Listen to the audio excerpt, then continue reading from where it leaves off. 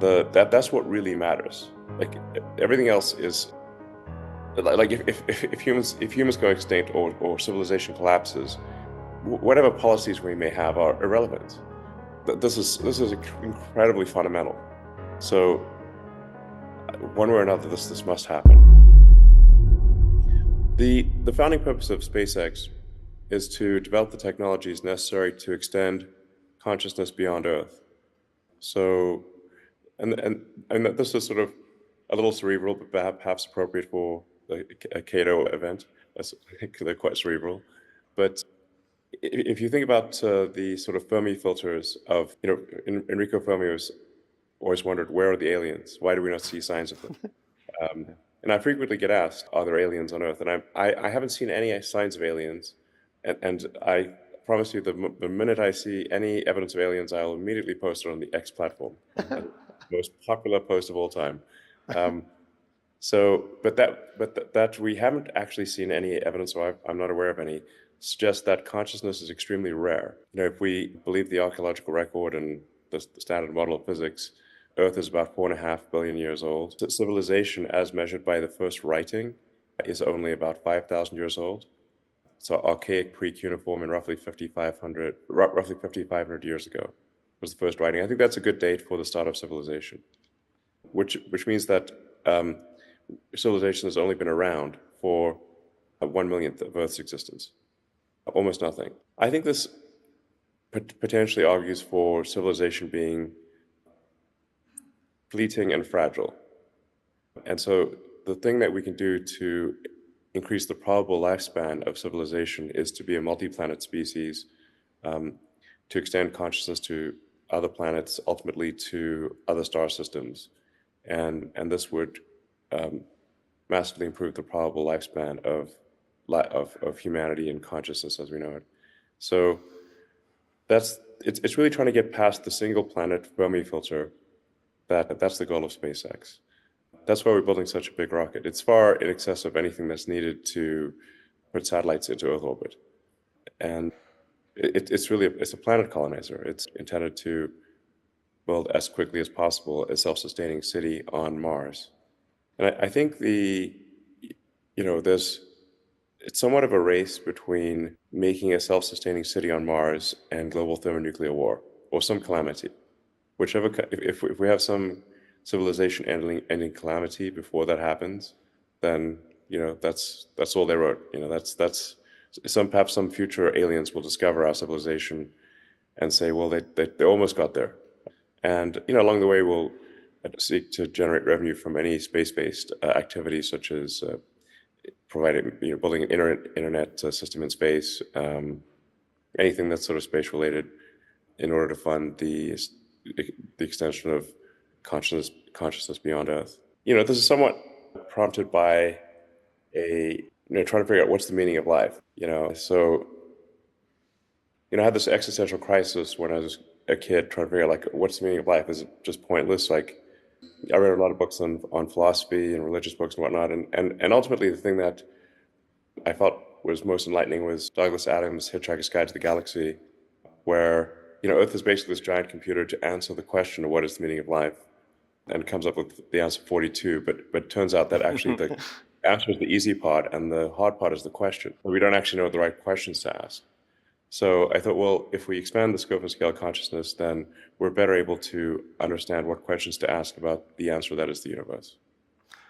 The Hitchhiker's Guide to the Galaxy, a great book, and I advise everyone to read it. Maybe you can become the next Elon Musk if you do.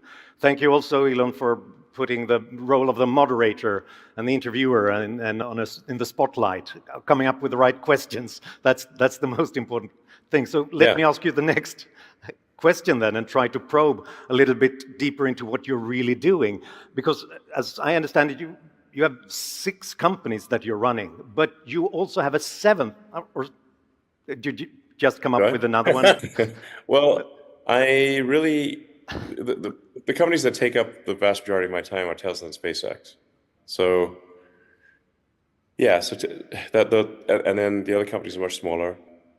And I don't run sort of the X platform day to day. That's Linda Yaccarino. I do drive the product development and the sort of feature improvement, that kind of thing. And So that's really, it's not like these companies are very different in scale. Like Tesla's, I don't know, about 140,000 people, and SpaceX is about 15,000 people, and all the other companies are a few hundred people or less.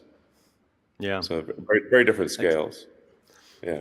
But apart from that, you also have, if it's 6 companies, give or take, you also have a 7th, or what it might be, and that's to navigate bureaucracy and regulations while you're doing this.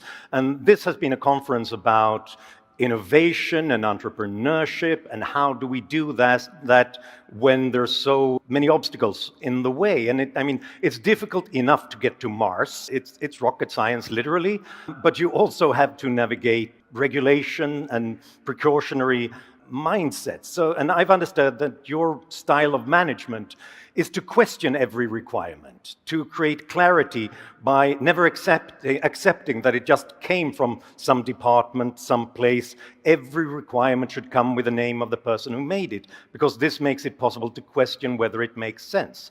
On the conviction that only nature makes the real laws, everything else is a recommendation. And that Yes. sounds great, but I think many politicians and bureaucrats would beg to differ, right?